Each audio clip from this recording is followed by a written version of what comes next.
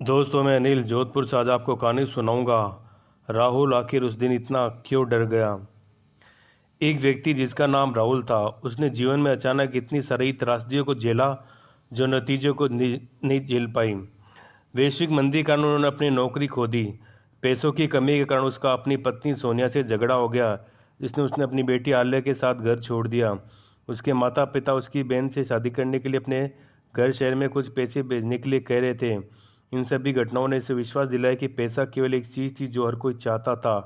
उसने अपने दैनिक कार्यक्रम से एक ब्रेक लिया, जिसमें वह नई नौकरियों के लिए काम करते थे। उसने घर पर शराब पी केवल 2 गिलास पिए, जिसे वह बना सकता था। देर रात वह घर में घुटन महसूस कर रहा था। 11:30 बजे उसने बाहर निकलने और ताज़ी हवा लेने का निर्णय लिया। राहुल अपने घर से निकलकर हाईवे रोड पर पहुंच गया।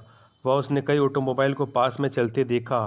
वह सावधान रहना चाहता था, किसी भी दुर्घटना से बचना चाहता था जिससे हालात बिगड़ सकते थे। इस कारण से उसने अपने रास्ते पर आने वाली बस में बैठने का फैसला किया। वे एक अंतर्राष्ट्रीय बस थी जो निकटवर्ती राज्य में गांव में जा रही थी। उसने बस में आगे बैठने का फैसला किया। बस में ज़्यादातर लोग सो रहे थे। टिकट चेकर ने उन्हें 5वीं पंक्ति में खाली सीट के पास बैठने में मदद की। राहुल यहाँ बैठे बैठे थोड़ी देर बाद टिकट चेकर ने टिकट के पैसे मांगे। राहुल ने जेब की जांच की और पाया कि उसने घर पर अपना बटुआ छोड़ दिया। वह खड़ा हो गया, टिकट चेकर को वहाँ छोड़ने के लिए कहा, क्योंकि उसके पास भुगतान करने के लिए पैसे नहीं थे। टिकट चेकर ने हंसते हुए कहा, आप अपनी पसंद से आए थे, लेकिन आप अपनी पसंद हमारी पसंद छोड़ देंगे। राहुल चकित हो गया। वह कहता है, क्षमा करें, टिकट चेकर करता है, जस्ट जोकिंग। आप जब तक शायद बैठ सकते हैं। राहुल फिर बैठ गया। वह टिकट चेकर को धन्यवाद देता है, पूछता है, बस कहाँ जा रही है। टिकट चेकर उसे बताता है कि बस एक गांव जा रही है जो यहाँ से सिर्फ 30 मिनट की दूरी पर है। राहुल ने उसे बात छोड़ने के लिए कहा। टिकट चेकर जवाब देता है, हमारा आखिरी पड़ाव है, ऐसा ही होगा। टिकट चेकर के साथ राहुल भी हंस पड़ा। फिर टिकट चेकर उसके साथ बैठा है। राहुल से पूछता है कि वह इस आखिरी रात में क्या कर रहा। राहुल ने उसे बताता है कि वह जीवन से निराश या आराम करना चाहता है। टिकट चेकर राहुल के साथ बैठता है और उसकी समस्याएं पूछता है। राहुल अपनी कहानी के बारे में टिकट चेकर को खुलासा किया। वो उसे बताता है कि उसे अपनी नौकरी खो दी, अपनी पत्नी और बच्चों को तुलना में अब उसके माता पिता उसे पैसे के लिए पूछ रहे हैं जो उसकी बहन की शादी के लिए अगले महीने की जरूरत है।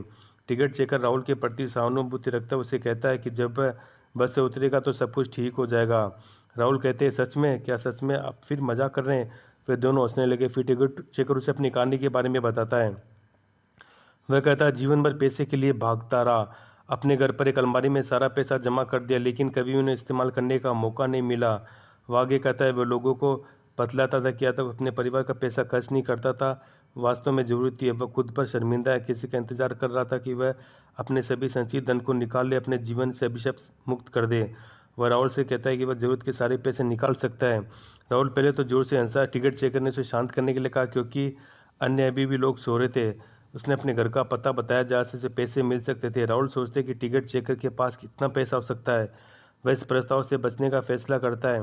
वह प्रस्ताव को स्वीकार करता है और अपनी दयालुता के लिए टिकट चेकर को धन्यवाद देता है। टिकट चेकर उसे बताता है कि वह जानता है कि राहुल क्या सोच रहा है। पता चलता है कि 8 लाख रुपए है। राहुल एक बार टिकट चेकर की आंखों में देखते हुए रोने लगता है, कहता है, मैं आपका पैसा नहीं ले सकता। टिकट चेकर ने उसे कहा, कृपया मेरे पैसे ले लो, मुझे इस बस का अनंत काल तक चलाना होगा। राहुल फिर से हंसने लगता है, पैसा स्वीकार करने का फैसला करता है। अंतिम गंतव्य तक पहुंचने के बाद टिकट चेकर राहुल को बस से नीचे जाने के लिए कहता है। राहुल पूछते कि अंतिम स्टॉप के रूप में अन्य लोग शामिल नहीं हुए। टिकट चेकर पता चलता है कि वे सो रहे। उन्हें व्यक्तिगत रूप से उनके संबंधित स्थानों पर छोड़ दूंगा, क्योंकि वह उनकी सेवा का अंतिम दिन है। वह राहुल को धन्यवाद देता और कहता है, कृपया मेरे घर जाए, अपना पैसा लेना ना भूले, अपने उद्देश्य के लिए उसका इस्तेमाल करें।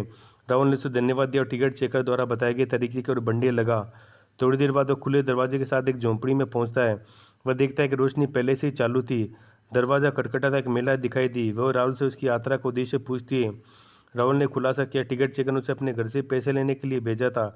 महिला मुस्कुराती कहती, आखिरकार तुम आ गए। वह निश्चित रूप से हमारे परिवार पर अभिशाप का समाप्त कर देगा। राहुल समझ नहीं पाता है, अंदर चला जाता है। खुलासा करता है कि वह कभी नहीं जानती थी कि उसके पति ने जीवन भर पैसे कहाँ छिपाए हैं। इस वजह से उसके परिवार के बहुत सारे कष्टों का सामना करना पड़ा। उसने अपनी पत्नी द्वारा बताए गए स्थान से पैसे का पता लगाने के लिए कहती है, घर से बाहर चली जाती है। राहुल को अजीब घटना लगी। उसने पैसे लेने के लिए आगे बढ़ने का फैसला किया। राहुल ने बताया, पैसा कहाँ है। उसने पैसे निकाले, चेक किया, वे 8 लाख रुपए होने का दावा करते हैं। राहुल को जल्दी बड़ी राहत मिलने लगी। वो सोचने लगा कि वह अपनी बहन की शादी का समर्थन करने के लिए पैसे का इस्तेमाल करेगा अपनी पत्नी और बेटी को वापस लाएगा। इस पर वह खुद का व्यवसाय शुरू करेगा। वह कमरे से बाहर जाता और कोई नहीं था। उसने चारों ओर देखा, वह कोई नहीं दिखा दिया। वह झोंपड़ी से बाहर निकला और राजमार्ग सड़क की ओर भागने लगा। जल्दी वह राजमार्ग पर पहुंच गया। दूसरी बस की प्रतीक्षा करने लगा। उसने अपने शहर में वापस ला सके।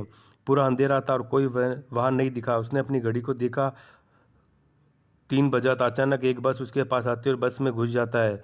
वह एक वैगन बस थी। उसने देखा कि सब लोग सो रहे थे। ड्राइवर ने उसे शहर की सीमा तक पहुंचने और बैठने आराम करने के लिए कहा। राहुल बैठ गया। विश्वास नहीं कर पा रहा था कि चिंताएं खत्म हो गई। बस चालक बातचीत शुरू करता है। राहुल रात में क्या कर रहा था? वह शमशान घाट के पास। राहुल ने एक बार चौंकर पूछा, क्या वह शमशान घाट था? ड्राइवर करता है, हाँ वह शमशान घाट था। राहुल कहते हैं, मुझे लगता है कि यह गाँव के पास का शमशान है। ड्राइवर करता, अगले 30 मिनट तक कोई गाँव नहीं। हालांकि 10 साल पहले उसके पिता एक अंतर्राष्ट्रीय टिकट चेकर थे जिन्होंने अपने जीवन भर कोई पैसा नहीं दिया। अंत में बस स्टैंड पर अपनी बस पार्क करते समय एक्सीडेंट हो गया। वह एक विस्फोट था। सभी लोग मारे गए। ड्राइवर ने उससे पूछा कि वह कैसे जानता है। ड्राइवर ने खुलासा कि हमारे गांव के किनारे एक झोंपड़ी में रहता था। हादसे में तुरंत बाद उसके पिता की प्रतीक्षा में उसकी मां की मृत्यु हो गई। ग्रामीणों का मानना था कि इलाका भूतों का अड्डा बन चुका है। गांव के पास से बस चला रहा है। वह अपने साथ हुई घटना का खुलासा करता है। उसे पैसों की थैली भेंट करता है। ड्राइवर चकित हो जाता है, हंसने लगता है। राहुल से बैग लेता है और एक अन्य बैग प्रदान कर, जिसमें कहा गया उसे अपने परिवार के साथ साझा करे, हो सकता है ये आपकी मदद कर सके। इसके बाद ड्राइवर को पता चलता है कि अगर उसे पैसा पिछले साल मिला होता तो ड्राइविंग जॉब में प्रवेश नहीं करता, खुद का व्यवसाय शुरू करता, इस नतीजों का सामना नहीं कर पड़ता। राहुल पूछता है, क्या परिणाम? ड्राइवर का कहना है, आप पिछले महीने सिटी ब्रिज में हुई दुर्घटना में मेरे में सब कुछ जानते? हाँ मुझे पता है। एक शादी की बस थी जो एक दुर्घटना में मिली थी। सभी लोग मारे गए। चालक उसे कहता है, उसे बस में बाहर जाने के लिए कहता है क्योंकि वह बस शहर की सीमा में थे। पुल उसके ठीक सामने था। उन्होंने पिता के बारे में स्पष्ट करने के लिए राहुल को धन्यवाद दिया। राहुल बस से बाहर आया और सोच रहा था कि आज क्या हो रहा है।